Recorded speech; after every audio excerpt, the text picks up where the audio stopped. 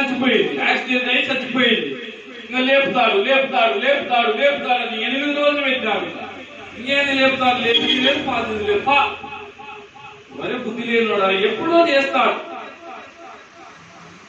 మనుషులు రకరకాలు ఉంటారు.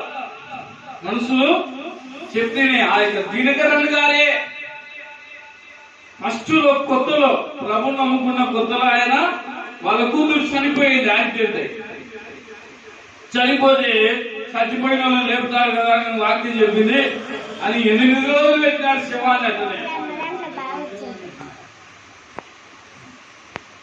అట్లాగా కొన్నిసార్లు మనిషి ఏం చేశాడంటే, ఇంకొకసారి కూడా నాకు మా పిన్ని కొడుకు చనిపోయినాడు. మా స్నేహ ఇంకా చచ్చిపోతాడని డాక్టర్లు చెప్తా ఉంటే నేను ఆ వ్యాధి ఇంకా కన్ఫామ్ అయింది, ఏదో ఒక రోజు చనిపోతాడు. ఈయనేమంటారు అర్థం చేస్తే లేచి వస్తాడు వెంటనే అది